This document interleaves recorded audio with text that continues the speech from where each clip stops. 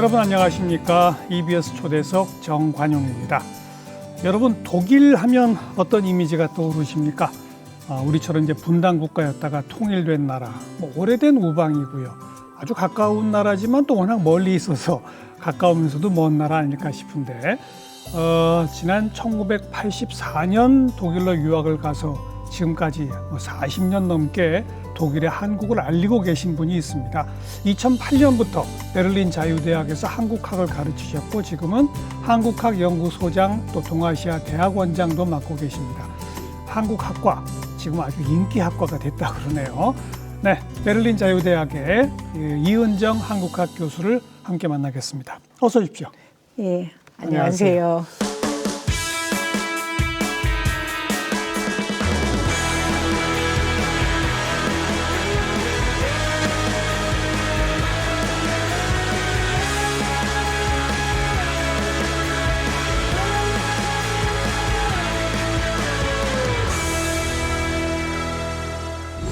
베를린 자유대학 아주 명문대학 아닙니까? 철학, 인문, 역사 이런 쪽으로, 그죠? 명문대학이죠. 예. 우리나라에도 베를린 자유대학 출신들이 굉장히 많잖아요. 그러니까 자유대학교에서 공부하신 한국분들이 아마 그러니까 미국에 있는 유명한 대학의 동문 수하고 비교할 수 있을 정도로 그죠? 크다고 들었습니다. 네. 예. 자, 여기 한국학과가 처음 만들어진 건 언제입니까? 자유대학교 한국학과가 처음 만들어진 건 2005년이고요. 그때는 정교수가 없이 그냥 작은 학과로 대행 체제로 시작을 했다가 정교수가 부임한 건 2008년에 제가 한국학과에 가면서 예. 제대로 프로그램이 시작된 겁니다. 네. 독일에 한국학과가 있는 대학이 몇 군데나 됩니까? 독일 대학 중에 3군데 대학이 독립된 한국학과가 있고요. 3군데 대학에는 중국학, 일본학의 부설로 한국학과가 설립되어 있습니다. 그래서 총 6개 대학에 한국학과가 되어 있습니다. 일본학, 중국학 부설이라 해도 어쨌든 하나의 학과가 그렇진 않고요. 한국학 이제 부전공을 할 수 있는 거죠. 부전공 쪽으로. 네. 그래도 그 6개 대학의 부전공 대학도 그 한국학 전임 교수들은 다 있는. 그렇죠. 전임 교수는 있죠. 그죠? 네. 그 중에 제일 먼저 만들어진 건 언제입니까? 그러니까 한국학과로 전임 교수가 부임한 거는 1978년에 튜빙겐 대학이었고요. 그 다음에 80년대에 보쿰대학에서 한국학과 전임 교수가 설치되었고, 예. 그리고 나서 이제 2008년 자유대학교가 시작된 거죠. 네, 그러니까 최초는 78년이었군요. 네, 그렇죠. 아무래도 일본학과, 중국학과에 비해서는 늦은 거죠. 굉장히 늦죠. 그러니까 일본학 중국학과가 대학교에 교수직이 설치된 거는요. 베를린 같은 경우는 1912년이에요. 12년? 네, 1912년. 네, 그러니까 1차 세계대전 이전에 그러니까요. 이미 비스마르크 시대에 시작됐다고 보면 되고요. 그리고 일본과 중국에 대한 연구는 이미 독일에서도 한 400년 전통이 있거든요. 예. 그리고 한국에 대한 연구가 늦게 시작된 거죠. 늦어도 많이 늦네요. 많이 늦어요. 네, 한국이 늦게 발견된 거예요. 그래도 왜 그 이미륵 교수님 이런 분들이 네. 독일에 한국을 알리기 시작한 것도 꽤 오래전 아닙니까? 그렇죠. 그러니까 1919년, 그러니까 3.1운동 이후에 이미륵 선생님 같은 경우는 독일로 그러니까 망명하다시피 하신 거잖아요. 예. 그리고 1920년대에 고려 유덕 학우회라고 한국 학생들이 독립운동 단체를 세울 정도였거든요. 그렇죠. 그리고 이금노 선생님도 베를린에 와 계셨고, 그러면서 한글이라는 언어가 존재한다는 걸 알리려고 많이 노력을 하시기도 하셨어요. 그래서 한국어 강좌도 베를린에서 시작을 하시긴 했는데, 한국학을 이제 대학에서 제대로 정착을 시키려고 하는 노력은 동독에서 먼저 시작했어요. 동독? 네, 동독에서 그러니까는 1950년 한국전쟁 시기에 이미 동독에서는 한국학과를 만들었거든요. 그래요. 그런데 서독 쪽에서는 그게 좀 늦었죠. 근데 동독은 역사가 있어요. 그러니까 구체적인 이유가 있는 게 뭡니까? 동독하고 북한하고 관계가 긴밀했잖아요. 긴밀하죠. 지금 베를린 자유대학의 한국학과 재학생이 몇 명입니까? 한 학년에 몇 명 뽑아요? 저희 정원은 그러니까 한국학 단수 전공은 53명, 복수 전공까지 들어오면은 75명 정도 들어오거든요. 근데 전체 학생 수는 그래서 이제 학기마다 좀 변하는데 250명에서 300명 정도입니다. 그렇겠죠. 예. 한 학년이 한 70여 명이라고 보면, 그죠? 예. 그 경쟁률이 얼마나 돼요? 지원자는 한 학년에 300명이 넘거든요. 300명? 6대 1 정도 돼요. 와, 우리 교수님 말고도 한국인 교수님분들이 더 계시겠어요? 그러니까 독일 대학 시스템은 조금 한국하고 달라서요. 그러니까 교수 타이틀을 가지고 있는 정교수는 저 한 명이지만, 그러니까 우리로 하면은 교원, 전임 교원은 저희가 다 합해가지고 12명이거든요. 그러니까 12명. 어학 선생님까지 해가지고 어학 단임 전임 교수가 4명이거든요. 그렇죠. 네. 자, 그 1, 2, 3, 4학년 대체로 뭘 배웁니까? 한국학 학생들은? 한국에서 지역학 전공할 때 있는 시스템하고 똑같아요. 그래서 저희 학생들이 처음에 입학했을 때 1학년 때는 한국 역사 인문, 정치 인문, 그다음 문화 인문하고 한국학 방법론 배우고 2학년 때 이제 시민사회론, 뭐 국제 정치 그리고 한국 문화재를 통해서 그러니까 한국 문화를 심화시키는 수업을 하고 나서부터는 3, 4학년 때는 심화 수업으로 들어가요. 그래서 프로젝트 세미나를 많이 합니다. 어떤 프로젝트들을 주로 합니까? 프로젝트 뭐 21세기 한국 사회 연구 아니면은 요즘은 저희가 한류에 대한 수업을 많이 하거든요. 그래서 예. 대중문화와 그러니까 한국 역사 뭐 그렇게 보거나 그리고 남북한 관계에 관한 심화 수업도 많죠. 네. 한국어 강좌는 필수적으로 들어야 되죠. 그렇죠. 그러니까 전체 학점 중에 3분의 1은 한국어예요. 그죠? 네. 그럼 뭐 한 2학년, 3학년 되면 이제 강의도 한국어로 합니까? 대학원 수업은 한국어로 하고요. 아. 심화 수업에서도 한국어로 진행되는 수업이 있어요. 그러니까는 1, 2학년은 당연히 못하죠. 근데 1, 2학년 동안에 일주일에 10시간 이상 한국어를 들어야 되거든요. 그렇겠죠. 그러니까는 그러니까 심화 수업 때는 영어로 하는 그러니까 어떤 선생님이냐에 따라서 한국어로 진행되기도 하고 영어로도 진행됩니다. 뭐 교수님이 직접 학생들을 일선에서 보니까 졸업반 때쯤 되면 한국말 다들 잘해요. 잘하는 학생은 아주 잘하고요. 그러니까 좀 천차만별이죠. 근데, 물론 그렇죠. 그러니까 2학년 때서부터 아주 잘하는 학생들도 있어요. 네, 네. 그 대학원생들도 많아요? 대학원생이 한 40명 됩니다. 예. 그리고 박사과정에 한 10명이 지금 재학 중이고요. 네, 네. 지금은 이제 일본학과 중국학과보다 인기를 더 앞질렀다 이렇게 말할 수 있습니까? 어떻습니까? 인기가 많은 학과인 거는 분명하고요. 그렇죠. 그러니까 비교는 안 해봤어요. 일본학, 중국학하고 어디가 더 인기가 있냐는 비교는 안 해봤는데 저희가 존재감은 확실히 있어요. 그래서 일본학, 중국학보다 저희가 더 눈에 많이 띄는 건 사실이에요. 그 정원 수는 어때요? 중국학 같은 경우는 전통적으로 교수가 많았기 때문에 그러니까 정교수 수가 많기 때문에 거의 지금 100명 되거든요. 정원 자체가. 그리고 일본학과는 정교수가 2명이 있는 자리이기 때문에 저희보다 조금 정원이 많을 거예요. 근데 실제로 재학생 수는 비슷해요. 네, 네. 맨 처음 2008년 가르치기 시작할 때는 학생 수가 뭐 몇십 명 안 됐겠어요? 20명 채 안 됐었어요. 20명이 안 됐어요. 네. 그러다 지금은 이제 학부만 한 300명 가까이 되는 이런 과가 된 거 아닙니까? 네. 그 지원 동기도 많이 변하죠. 많이 변했어요. 그러니까 제가 처음에 부임했을 때 20명 학생들 중에 절반 정도는 부모님 중에 특히 어머니가 한국 분인 그렇죠, 경우가 꽤 있었어요. 그때는. 그런데 그런 학생들이 졸업하고 나서는 지금은 대부분이 독일 학생들이고요. 그러니까 전혀 한국하고 부모님이 전혀 연관이 없는 학생들이 거의 다고요. 근데 왜 한국학을 할까 하고 물어보면은 굉장히 다양한 이유가 있어요. 근데 많은 경우에 아주 어렸을 때 12살, 13살, 14살 때 뭐 우연히 유튜브 보다가 케이팝을 듣게 됐다 아니면 드라마를 보게 됐다. 그런데 그게 시작이었지만 그거를 통해서 한국 언어에 관심이 갖게 됐고 아니면 한국 문화가 궁금해졌고 그래서 그다음 이제 한국학을 전공하기로 결정을 하게 됐다는 거를 아주 자세히 설명하는 친구들이 그렇죠. 많아요. 네. 뭐니 해도 K-팝, K-드라마 이거로군요. 시작은. 그러니까 한국에 관심을 갖게 되는 시작점은 그런 것 같아요. 네. 많은 경우에. 네. 여기를 졸업하면 네. 보통 진로가 어떻게 돼요? 진로는 굉장히 다양해요. 그러니까는 독일은 그러니까 의학이나 의대를 다니거나 법대를 다니는 거 아니면은 진로가 딱 이제 한 전공에 따라서 가는 게 아니거든요. 그래서 저희 학생들 같은 경우는 근데 요즘은 한국 웹툰이 엄청나게 인기 있잖아요. 그래서 웹툰 번역을 위해서 웹툰 회사에서 저희 학생들을 굉장히 많이 스카웃을 해가 일찍부터 그러니까 졸업하기 전에 웹툰 회사에 들어가는 친구들이 많고요.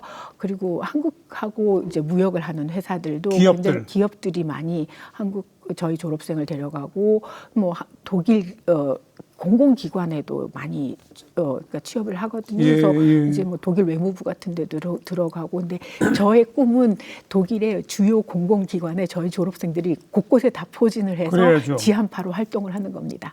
어쨌든 웹툰 번역도 그렇고 무역하는 기업도 그렇고 공공기관도 그렇고 다 한국어 능력이 있는 학생을 뽑아가는 거니까. 그러니까 한국어 능력과 인터컬처럴 그러니까 컴피텐스, 그러니까 상호 문화적인 그렇죠. 능력이 있는 사람들을 찾는 거죠. 한국 문화를 조금이라도 아니까. 알고, 예. 그렇죠. 네. 그러니까 갈수록 한류가 확산되고 취업 자리도 늘어나고 하니까 그런 거죠. 인기가 올라가는 건 당연한 지사라고 볼 수 있겠네요. 근데 독일 학생들이 취업을 염두에 두고 전공을 선택하는 경우 드물어요. 그래도 연결이 되죠. 그러니까 그쵸, 장래가 완전히 암울하다고 하면은 한국학을 선택하지 않겠죠. 예. 그렇지만 처음에 입학할 때는 거기까지는 염두에 안 두는 것 같아요. 네. 근데 이제 공부를 하다 보니까 한국 기업에서 연락이 오고 그렇죠. 아니면 다른 회사에서 이걸 해보지 않겠느냐 하고 연락이 오니까는 기꺼이 가는 거죠. 일찍 한 졸업도 하기 전에 예, 잡 예. 오퍼가 오면 굉장히 기분이 좋은 거잖아요. 네. 네.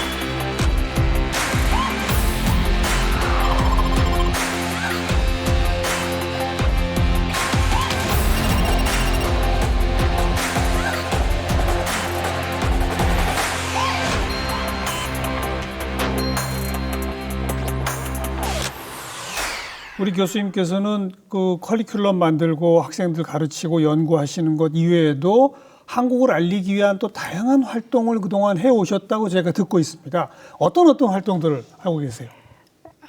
한국을 알리는 거는 어떻게 보면은 한국학이 해야 되는 일 중에 물론이죠. 하나잖아요. 근데 한국학 연구소 내에서 그러니까 한국을 알리기 위한 그러니까 그러니까 퍼블릭 행사를 굉장히 많이 해요. 그래서 시민들도 초대를 하고 저희가 직접 문화 살롱을 주직하기도 하고, 그러니까는 한편으로는 문화, 한편으로는 한국 정치를 설명하는 그러니까 두 가지 일을 다 해야 되거든요. 저희가 그래서 거의 일주일에 한 번씩은 저희가 퍼블릭 톡이 있거나 아니면 문화 행사가 있거나 그래요. 저희 연구소 내에서. 그거를 주도하는 건 한국학 연구소로군요. 네. 네. 거기에 일반 시민들 참여도 많아요? 저희 행사에 그러니까 보통 참여율이 50명에서 100명 사이가 되는 것 같아요. 네. 그러면 그러니까 굉장히 많은 사람들이 오는 거죠. 그리고 더 중요한 거는 그러니까 전문가 네트워크도 만들고 있거든요. 그래서 유럽에는 한국 전문가가 많지 않아요. 근데 그러니까 유럽에서 활동하는 한국 전문가라고 하는 분들을 전부 그러니까 초대해서 연계해서 계속 그러니까 규칙적으로 토론할 수 있는 장을 만들기도 하죠. 네. 그 한국학연구소 소장도 지금 겸임하고 계신데 동시에 처음에 소개했습니다만 동아시아 대학원 원장. 네. 이건 뭡니까? 동아시아 대학원이라는 프로그램은 독일 대학에는 원래 박사과정이 교수하고 학생과의 개별 교류 그러니까 프로그램이었거든요. 그렇죠. 그런데 저희가 대학 시스템을 조금 개혁을 하면서 독일 박사과정도 코스웍이 있는 박사과정을 만들자 그렇게 시작을 했어요. 그래서 동아시아 대학원이라는 프로그램에서는 박사과정만 도입을 해가지고 코스웍을 만들어서 그러니까 한국, 일본, 중국을 자기 포커스를 가지고 있지만 동아시아라는 틀 속에서 공부하는 새로운 프로그램을 만든 것이고요. 그거는 독일 연구재단에서 엑셀런트 프로그램으로 그러니까 엘리트 대학 프로그램으로 도입을 한 거였었어요. 그래서 저희가 운이 좋게 그 엘리트 대학 프로그램으로 선정이 돼가지고서는 지금까지 이제 12년째 운영을 하고 있죠. 네, 그 동아시아 대학원 설립을 주도하시고 지금 원장을 맡고 계신데 역사로 따지면 중국 학과나 일본 학과가 그렇게 해야 되는 거 아니에요? 근데 그러니까 역사 때문에 그런 새로운 기구를 만드는 역할을 하는 건 아니죠. 어떤 선생님이 더 적극적으로 일을 하느냐에 따라서 그 새로운 기구가 만들어지는 거니까는 그거는 제가 총대 메고 나섰으니까 끝까지 가야죠. 네, 네. 학생들 만족도도 대단히 높습니까? 그런 조사도 해보시나요? 저희가 이제 강의 평가하고 만족도 평가를 하기는 하는데 만족할 거라고 기대를 하기는 하는데 평가는 되게 좋아요. 네. 뭐 어떤 면에서 제일 만족도가 좋다고 그래요? 그러니까 선생님들이 학생들을 위해서 해주는 게 굉장히 많다. 그러니까 학과에서 학생들을 위해서 하는 것들이 저희가 비교적 많은 편이잖아요. 행사도 많이 하고 한국 서머스쿨도 제공하고 뭐 입학하는 학생들을 위해서 특별 프로그램도 있고 예. 그런 것들을 통해서 어떻게 보면은 학과에 소속감을 갖게 되는 것이 학생들의 만족감을 주는데 중요한 역할을 하는 것 같아요. 그러니까 독일 대학은 학과 소속감이 있는 경우가 굉장히 적거든요. 그냥 각자 개별적으로 와서 자기 일하고 가는 건데 저희는 우리 한국학과야. 그래서 저희는 한국학과 단체티도 있고 에코백도 만들어 놓고 그러거든요. 그래서 학생들이 돌아다니면 쟤들은 한국학과네라고 알 수 있어요. 그렇죠. 특히 베를린 자유대학 같은 경우는 학과 어떤 특정 학과 소속이지만 아주 다양한 공부를 자기 마음대로들 하죠. 그렇죠. 그런데 한국 학과 학생들은 좀 그 중에서 유달리 집단 소속감이 강하다. 네. 그러니까 눈에 띄어요. 아니 그리고 저도 저 인터뷰 준비하면서 보니까 학생들 전부 한복을 입혀서 사진을 찍으셨더라고. 매년 그걸 하세요? 네, 매년 그걸 해요. 그러니까 신입생들을 위한 오리엔테이션 마지막 날이 한복 페스티벌 하는 날이거든요. 그래서 그러니까 입학생들 전원이 한복을 입고 사진을 찍고 그걸로 저희는 연합장을 만들어요. 그래서 매년 그 행사를 하고 있어요. 근데 학생들이 한복을 입어보는 게 한국을 체험하는 날이라고 당연하죠. 생각을 해요. 그래서 그 한복을 입는 날, 그러니까 한복을 왜 입어야 되고 어떻게 입어야 되고 그리고 한복 입었을 때는 어떻게 걸어야 되는지까지 연습을 시켜줘요. 그 한복은 다 어디서 난 겁니까? 저희가 한국에 있는 많은 분들한테 기증을 받았어요. 그래서 한복은 유행한다는 걸 저 몰랐는데 한복도 유행이 있다는 걸 몰랐는데 변하죠. 항상 변하더라고요. 그러니까는 안 입는 한복이 장롱에 있는 분들이 되게 많았어요. 그래서 제가 맨 처음에 부임했을 때 2008년에 그걸 왜 시작했냐면 저희가 학생들을 데리고 문화원을 방문을 했었거든요. 한국문화원을. 근데 한국문화원에 한복이 있었어요. 근데 그 적은 인원의 학생들이 선생님 저것 좀 입어보면 안 돼요? 그러더라고요. 그래서 문화원장님한테 그때 부탁을 드려서 입어봤는데 너무 좋아하는 거예요. 그래서 그럼 우리 아이들이 우리가 직접 가지고 있고 우리 아이들 전체 입으면 좋겠다 해서 주변에 있는 분들한테 한복 있으면 좀 보내주세요 하고 부탁을 했는데 그래서 처음에 이제 몇 벌 모았다가 그게 저희 방문학자로 오신 선생님이 그걸 보시고 선거관리위원회에서 한 분이 오셨었거든요. 근데 그분이 선거관리위원회 전체 메일을 돌려가지고 거기에서 한 40벌을 모아가지고 보내주셨었어요. 어이구. 그래서 그러니까 첫 10년 동안은 그 한복을 가지고 해마다 입었는데 10년이 지나니까 이제 뜯어지고 막 이제 바꿔야 될 때쯤 됐는데 저희가 제가 이화여대에서 명예 졸업을 할 때 동문들이 기념으로 한복을 80벌을 모아주셨어요. 다 기증이로군요. 네, 전부 기증받은 거죠. 네. 좀 체형이 잘 맞아요? 안 맞아요. 잘 안 맞는데, 그러니까 이제 방법이 있죠. 이렇게 큰 친구들은 치마를 한 3겹으로 겹쳐 입히거나, 그러니까 저고리 대신에 마구자를 입히거나 해서 사진을 자세히 들여다보시면은요, 그러니까 한복을 많이 변형시키기를 했는데 그렇게 입어도 한복을 입어봤다는 거에 대해서 너무너무 행복해요. 학생들은. 그리고 이 중고등학교 교사들을 위한 한국학 워크숍 활동도 10년째 이어지고 있다고 들었습니다. 지금은 이제 끝났는데요. 그래요? 저희가 10년 동안 했었어요. 그러니까 2010년부터 2019년까지 해마다 독일에서 사회과 교사, 그러니까 중고등학교의 사회과 과목을 담당하시는 선생님들을 30명씩 초청해가지고 3박 4일 동안 한국 관련 워크숍을 했었어요. 그 이유는 그러니까 2010년 때만 해도 중고등학교에서 한국을 수업에서 다루는 게 거의 없었거든요. 다룰 일이 별로 없겠죠. 없어요. 그래서 그 교과서를 찾아보면은 한국 전쟁에 관한 이야기가 한번 언급되거나 아니면은 한국 경제 발전에 관해서 조금 언급되거나 그렇겠죠. 그 정도 수준이었거든요. 그래서 그거를 그 문제, 그게 저는 문제라고 봤어요. 그러니까 중고등학교에서부터 배워야지만 한국에 대한 관심을 가지게 되고 한국학을 더 많이 전공할 거다라고 생각을 해서 한국의 코리아 파운데이션에서 그런 지원 프로그램이 있더라고요. 그러니까 교사들을 초청할 수 있는 워크숍을 만들어주는 프로그램이 있어서 거기에 지원을 해가지고 지원을 받아서 매년 그러니까 30명씩 초청을 해서 워크숍을 하니까는 한 2015년쯤 되니까는 이제 성과가 보이는 거예요. 그래서 고등학교 졸업 시험이라고 아비투어 시험을 보는데 한국에 관련된 문제가 시험 문제로 출제되기도 하더라고요. 그리고 학생들이 이제 독일 학생들은 12학년, 13학년 되면은 1년에 연간 논문을 쓰는 게 있는데 그걸로 한국 관련 논문을 썼다는 학생들도 늘고 그래서 성과가 좋았다. 그리고 나서 코로나 때 이제 그런 프로그램을 할 수가 없었잖아요. 그랬죠.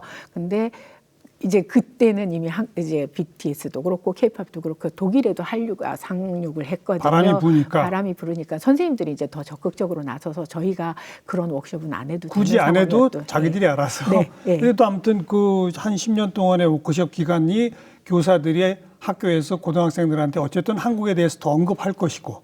그렇죠. 그러니까 저희가 수업 모듈을 만들어 드렸어요. 그러니까요. 어떤 모듈을 하면은 이제 한국 역사를 한다면 어떤 모듈, 한국 문화를 한다면 어떤 모듈. 그래서 선생님들하고 토론도 많이 했었어요. 그 수업을 들은 학생들이 또 한국 학과에 지원할 것이고. 그렇죠. 그래서 선생님한테 수업 들었던 저희도 그걸 조사를 했거든요. 근데 꽤나 있었어요. 그런 학생들이. 그리고 재작년인가부터는 베를린 자유대학 한국학과에 이 세종학당이 만들어졌죠. 작년에 저희가 세종학당 프로그램을 스타트를 했거든요.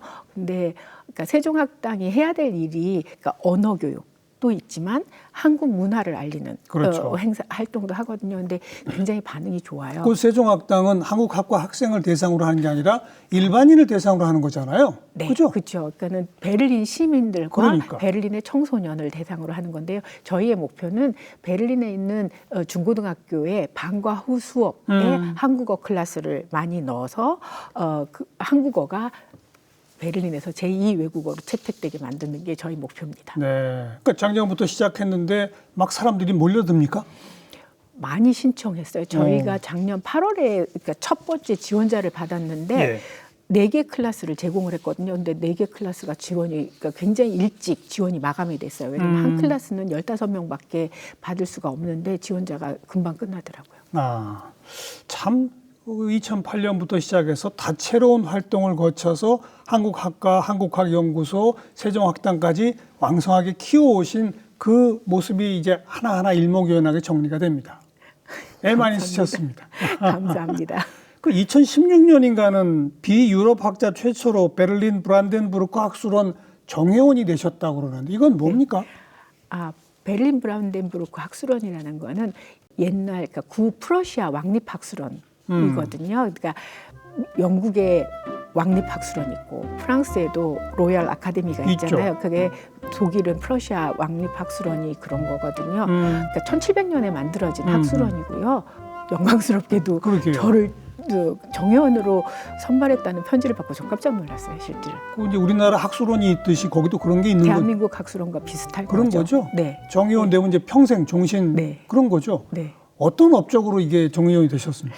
그러니까 그거는 이제 제 연구자로서의 저의 역할 때문인데요. 한국학과하고 상관없이 제가 정치 사상사에서 동아시아를 보는 그러니까 유럽의 정치 사상가들이 동아시아를 보는 시각이 어떤 식으로 변하고 그것이 그들의 정치 사상에 어떤 역할을 했고 왜 그런 식으로 보았나를 이제 분석을 하는 작업을 했었거든요. 근데 그것이 정치 사상 연구에 정치 사상사 연구에 새로운 방법론을 도입한 거다라는 걸로 인정을 받아가지고 정회원으로 초청을 했다고 합니다.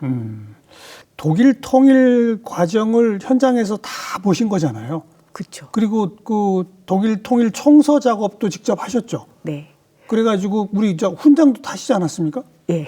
그 청서 작업이 어떤 작업이었어요? 그러니까 독일 제가 이제 1994년부터 이미 할레대학, 그러니까 할레라는 도시가 동독 한가운데 있는 도시잖아요. 그러니까 거기에 있었기 때문에 그러니까 이 통일 체제 전환 작업이 어떻게 되고 있나를 그렇죠. 계속 봤었고, 그래서 한국 정부에서 독일 통일에 관해서 배우려고 공무원들을 굉장히 많이 파견을 했었어요. 당연히 해야죠. 그래서 그분들한테 독일 통일이 뭔가, 독일에서 어떤 작업이 진행되는가를 설명하는 과정에 저도 처음에는 통역으로 참가했다가 나중에는 제가 직접 그 프로그램을 운영을 했거든요.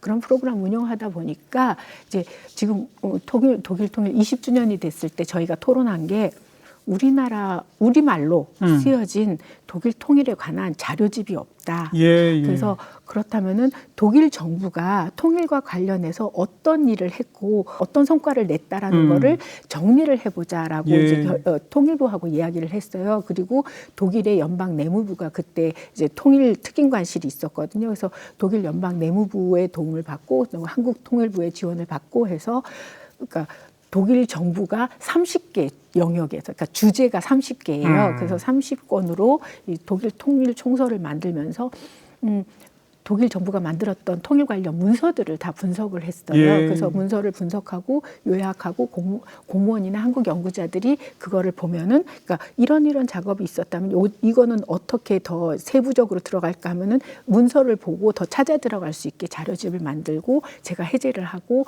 설명을 한 거죠. 한마디로 독일의 통일되어 가지는 역사적인 전반의 과정을 하나 일목요연하게 정리해주는 자료집. 예, 한국 연구자와 공무원들, 정치인들을 위한 자료집이다. 그렇게 생각하시면 돼요. 이제 완성됐죠? 통일.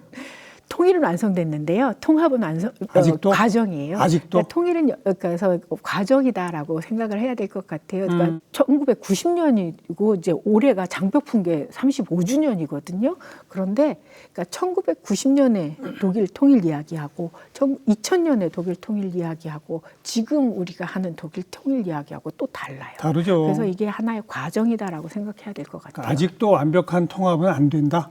통일과 연결되는 건지 아니면은 지방 간의, 그러니까요. 지역 간의 격차라고 봐야 될지 그건 잘 모르겠어요. 격차는 아직도 있죠. 있죠. 당연히 있고, 그리고 독일 사람들이 다 완벽한 하모니, 조화 속에서 사는 것도 아니고. 아니겠죠. 갈등도 여전히 있을 있죠. 것이고. 거슬러 가봅시다. 1984년에 처음 독일에 가셨다고. 네.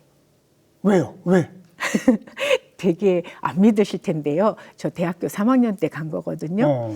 3학년 1학기 때. 근데 2학년 2학기 때 선생님이 같이 공부하던 저희 선생님께서 독일서 공부하는 게 너한테는 어울릴 것 같아. 그렇게 말씀하셨어요. 그래서 선생님이 말씀하시는데 왜 그랬대요? 질문을 하도 많이 해대니까 그런 것 같아요. 하나하나 질문을 해대니까. 그래서 선생님 말씀이 그때는 당연히 선생님이 말씀하시면 따라야 되니까는 두 번도 생각 안 하고 갈게요. 그렇게 하고 갔어요. 독일어 못 하셨을 때 아니에요? 고등학교 때 독일어를 배웠고요. 그다음에 대학교 1, 2학년 때도 선생님이 독일어를 계속 하라고 하셔서 하고 있었어요. 독일어는. 그 조금은 하실 수 있었던. 네, 독일에 도착했을 때 독일어는 웬만큼은 했어요. 그래요? 네. 잘은 못했죠. 근데 물론 당연히요. 그렇겠죠. 네. 그러니까 원래 전공이 무엇이었죠? 정치학이었어요. 정치학. 정치외교학과. 그러니까 독일에 가서도 정치학과 문을 두들기신 거 아니에요? 네, 정치학과로 입학했죠. 그래서 처음에 어떻게 잘 적응이 됐습니까? 힘들었어요. 첫 학기가 가장 힘들었었던 것 같아요. 그러니까 선생님이, 그러니까 독일에서 이제 정치학 입문을 강의하시는 선생님이 사투리를 쓰시는 분이었거든요. 근데 그러니까 정확한 독일어를 해주셔도 천천히 해도 못 알아들을 판인데 사투리까지 하시는 분이니까는 너무 힘들었었어요. 그래서 굉장히 많이 고생했어요.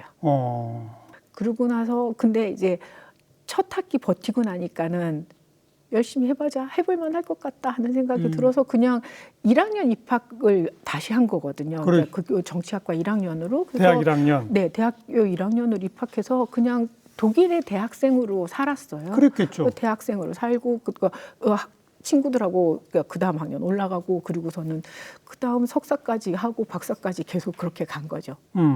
박사까지 다 하신 게 몇 년도입니까? 박사학위를 받은 게 92년에 박사 논문을 마쳤어요. 92년. 네. 그리고 그때부터는 2008년 베를린 자유대학의 교수가 되기 전까지는 뭐예요, 그럼? 교수 자격 논문을 쓰는 시간이었죠. 그러니까는 제가 독일에는 박사학위 하고 난 다음에 교수가 곧바로 될 수 있는 게 아니잖아요. 근데 94년에 이제 저희 박사 논문 지도 교수 선생님이 동독에 있는 대학으로 학교를 옮기셨거든요. 예. 할레 대학으로 옮기셨는데 선생님이 나랑 같이 할레 대학으로 갈 사람 하고 저희 괴팅겐 대학에 계실 때 물어봤는데 아무도 안 갔어요. 근데 저는 몰라가지고 선생님이랑 가면은 갈게요 하고선 따라갔거든요. 예. 그래서 선생님이 이제 그러면 이제 가서 교수 자격 논문을 쓰자 하고 갔는데 가서 깜짝 놀랐어요. 그러니까 괴팅겐은 굉장히 작은 예쁜 도시예요. 서독의 예쁘고 깨끗한 도시인데 동독 도시 93년 4년에 갔던 동독 도시는 할레 도시는 새카맣고 시내는 거의 이제 폐허 같은 깜깜하고 벽돌이 떨어질 것 같은 그런 도시였는데 그래도 그러니까 무모하게 갔지만 거기서 선생님하고 그러니까 제가 새로 개발했다는 그 정치 사상사에 그러니까 타자를 통한 정치 사상을 보는 방법 그 작업을 7년 동안 같이 할 수 있었고 그래서 교수 자격 논문을 2001년에 썼거든요. 네. 그리고서는 2001년에 교수 자격 받고 나서 곧바로 교수 될 줄 알았는데 되게 힘들더라고요.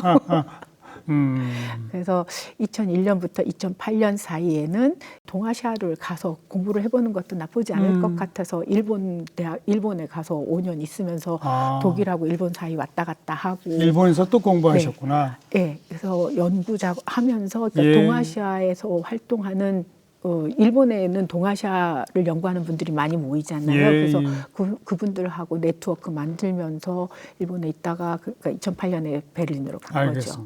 일본에 왔을 때부터는 이제 집중적으로 한국과 동아시아에 관한 연구를 했기 때문에 그때 퍼블리케이션이 한국에 관련한 거, 동아시아에 관련한 게 많으니까는 한국학 교수로 초빙을 받은 거죠. 아, 그렇게 자연스럽게 연결이 되는 거로군요. 네. 그래도 아무튼 그 40여 년 세월 이제 뭐 주로 독일에서 사신 거 아닙니까? 독일이 맞으시던가요? 맞는지 안 맞는지 생각 안 하고요. 그냥 살았어요. 살아야 하니까. 네. 근데 재미있었어요. 그리고 그러니까 괴팅겐이라는 작은 도시가 좋았고 그다음 할레라는 동독 도시는 처음에 갔을 때 무서웠는데 살다 보니까는 할레도 정들어요. 사람들이 되게 순박하고 좋았거든요. 그래서 할레도 좋았고 그리고 베를린은 익사이팅한 도시거든요. 그렇죠. 네, 근데 달렘이라고 그러니까 자유대학교가 있는 데는 아주 남쪽에 조용한 주택가예요. 그러니까 괴팅겐하고 굉장히 비슷해요. 그래서 많이 돌아다니지 않아도 되고 그래서 그냥 그 나름대로 저만의 독일을 만들어가면서 살았던 것 같아요. 그 독일 사람들이 한국에 대해서 갖고 있는 편견도 있을 것이고 한국 사람들이 독일에 대해서 갖고 있는 편견도 있지 않을까요? 많죠. 좀 소개해 주시면요. 먼저 우리 한국 사람들이 독일에 대해서 갖고 있는 편견은 어떤 것들을? 독일을 굉장히 이상화하고 있어요. 이상화? 네, 독일 사람들은 굉장히 합리적이라고 생각하고. 왠지 저도 그런 생각이 들어요. 저도 그렇게 믿고 살았거든요. 그래서 괴팅겐에 살 때만 해도 독일 사람들은 그러니까 모든 걸 정확하게 지키고 독일 기차는 정확하고 그랬는데 요즘 독일 여행하신 분들한테 많이 들으셨을 거예요. 독일 기차 엉망이고 안 지키거든요. 그러니까는 독일 시스템이 그렇게 모두 합리적으로 돌아갔었던 시기가 있어요. 근데 그 합리적인 것이 지켜지지 않는 시기는 지금이거든요. 근데 우리는 독일이 여전히 합리적이고 모든 것이 정확하고 그러니까 룰을 계속 지키고 그렇게 생각을 하고 있는 이상화라는 게 제가 보기엔 편견인 것 같아요. 매우 합리적이고 정확할 거라고 믿고 있으나 그렇지 못하다. 아니에요. 아니다. 네. 그것이 편견이고 독일 사람들이 저에 관해서 가지고 있는 편견은 모르는 거. 아예 몰라요. 근데 요즘 들어서 요즘은 달라졌겠죠. 이제 발견을 하고 있는데요. 그러니까 젊은 친구들 지금 20대 아래는 일본, 중국을 모르고 한국을 처음 알게 되는 거예요. 그래서 동아시아가 이 친구들이 발견하는 동아시아는 한국이에요. 그런데 기성세대들은 일본, 중국을 먼저 알잖아요. 그러니까 일본에서 들은 한국에 관한 이야기, 중국을 통해서 들은 한국에 관한 이야기를 통해서 한국을 봐요. 그렇겠죠. 그러니까는 일본 사람들이 그러니까 우리가 일본을 통해서 보는 그러니까 어떤 바이어스가 있다고 하면은 어떤 이야기를 할지 충분히 상상이 가시잖아요. 알겠어요. 그런 이야기들이 들을 때가 가장 속상하죠. 네. 이제 젊은 친구들은 이제 약간 놔둬도 그냥 저절로 다 한국에 대해서 알게 되는데 네. 기성세대 일반 시민을 대상으로 한 프로그램을 많이 하셔야 되겠네. 그렇죠. 그래서 더 많이 그러니까. 초대를 하는 것 같아요. 저희가 이제 공개 행사를 할 때 그래서 굉장히 많이 초대를 하죠. 네, 네. 자, 독일의 그 과거 인물들 가운데 우리 한국, 조선 뭐 이런 시대부터 연결되어 있는 몇몇 인물들이 있잖아요. 예. 좀 특별히 좀 네. 우리가 지적해야 할, 좀 주목해야 할 독일 사람들이 있다면 누굽니까? 저는 가장 먼저 멜렌도프, 그러니까 파울 게org 멜렌도프에 주목을 하는데요. 누구죠? 멜렌도르프가? 멜렌도프라는 인물은 1883년에 우리나라 고종임금이 이제 우리나라의 그러니까 외무부 같은 기구를 만들 때 자문관으로 중국에서 보낸 사람이에요. 중국에 있다가 중국에 있다가 대한제국 아니죠. 대한제국 이전이죠. 고종이 83년이니까 고종 시절 갑신정변 이전에 온 거예요. 근데 외교 자문관으로 왔다가 외교 참판도 됐어요. 외무 참판이었다가 한국의 전신, 그러니까 그 그러니까 세관 시스템도 만들고 전기 들여오는 것도 작업을 하고, 그러니까 어떻게 보면은 1883년부터 85년까지 3년간밖에 안 있었거든요. 예. 근데 그 짧은 시기에 고종 임금의 개혁 정치를 도우려고 무지무지 많이 노력을 했던 사람이에요. 그런데 이 양반, 그러니까 독일 사람이거든요. 그리고 할레대학 출신이고 그 사람이 그러니까 그 3년 동안 노력했던 것에 대한 평가가 굉장히 낮아요. 저도 잘 모르고 있었어요. 그 이유가 뭐냐면은 갑신정변 이 시기에 우리나라에 그러니까 일본, 중국, 그다음에 러시아, 미국, 영국, 그러니까 외세들이 들어와서 서로 경쟁을 했잖아요. 예. 근데 멜렌도프는 고종을 도와서 고종이 러시아하고 친해지면 좋겠다 해가지고 연결고리를 만들려고 하는 그 역할을, 그러니까 어떻게 보면은 운이 안 좋았던 사람이에요. 그러니까는 미국은 미국대로 이 사람을 공격을 하고, 그 다음에 일본에서는 일본대로 공격을 하고, 그 다음에 거문도가 영국군에 의해서 점령되었을 때 이 사람이 우리 정부의 대표로 영국하고 그러니까 회담을 하는데요. 영국 쪽에서는 국제 정치의 룰을 아는 멜렌도프가 굉장히 싫은 거예요. 그러니까는 모든 외교 문서에 이 사람에 대해서 나쁜 소리만 나와 있어요. 그런데 우리 조선실록을 보면 이 사람이 나쁜 소리가 안 나와요.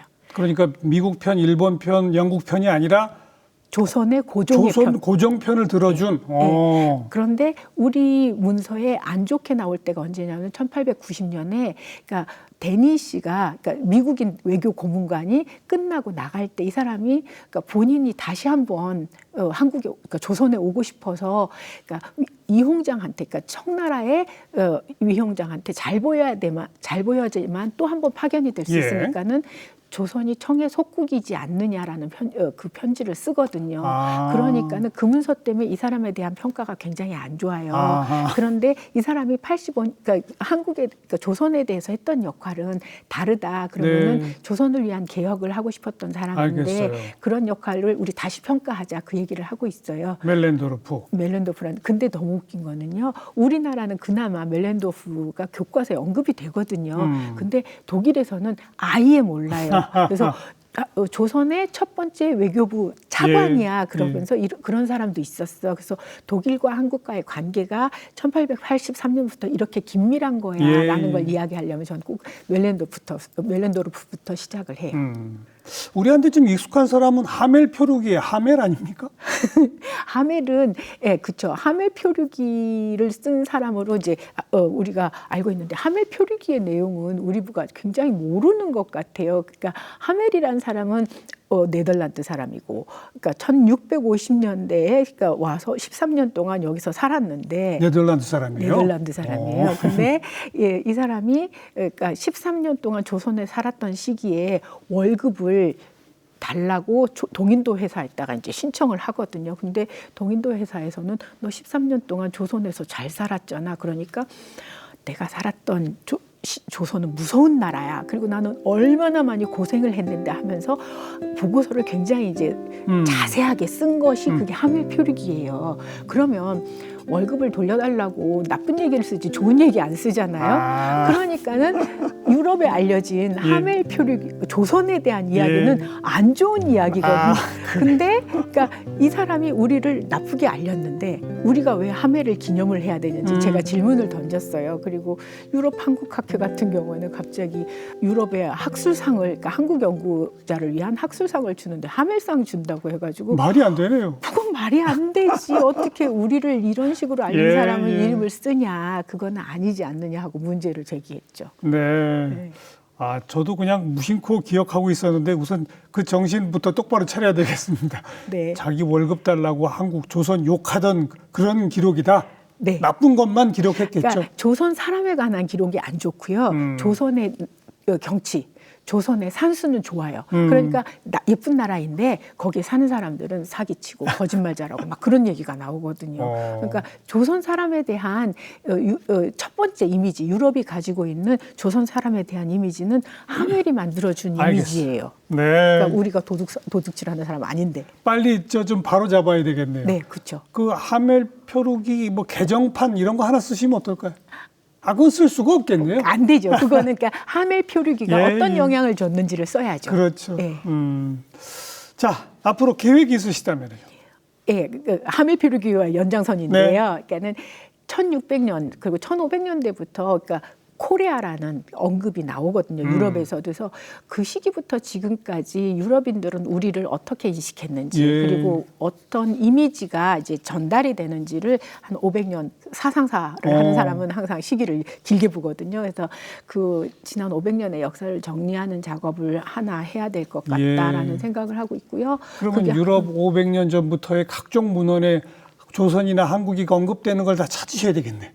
찾고 있죠. 대단한 지금도. 작업입니다. 네, 그러니까 그리고 이제 19세기까지 그러니까 유럽 언론에 등장한 한국에 관한 이미지들 조사를 하고 있고요. 그래서 그게 하나의 큰 프로젝트가 될 것 같고 또 하나는 지금 이제 한류가 유럽에 도착을 했는데 이게 동아시아의 문화가 유럽에서 이제 붐을 일으킨 게 세 번째거든요. 그러니까 18세기의 중국풍. 신화설이라고 중국풍이 오고 그다음에 19세기에 일본풍이 있었고 그다음에 이제 한류가 오는데 이 동아시아의 문화가 유럽 사람들은 이게 동아시아 문화야라고 받아들였지만 그게 가져온 것들을 보면은 동아시아에서 우리 문화의 정수를 보여주는 거라고 생각할 수는 없어요. 그러니까 한류가 K-팝, K 드라마들이 있지만 대중문화지만 이것이 우리가 생각하는 우리 문화 뭐 조선시대부터 이어져는 그런 문화는 아니잖아요. 좀 다르죠. 그러니까 유럽 사람들이 보고 싶었던 아시아, 유럽 사람들이 소비할 수 있는 아시아 문화인 거거든요. 그래서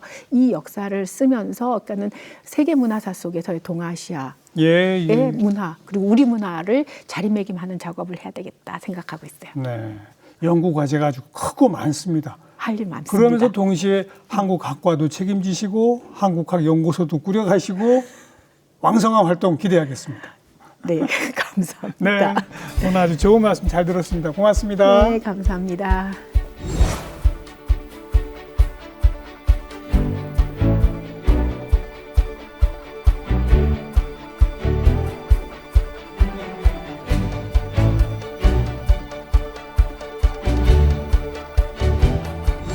아는 만큼 보인다 이런 말이 있죠.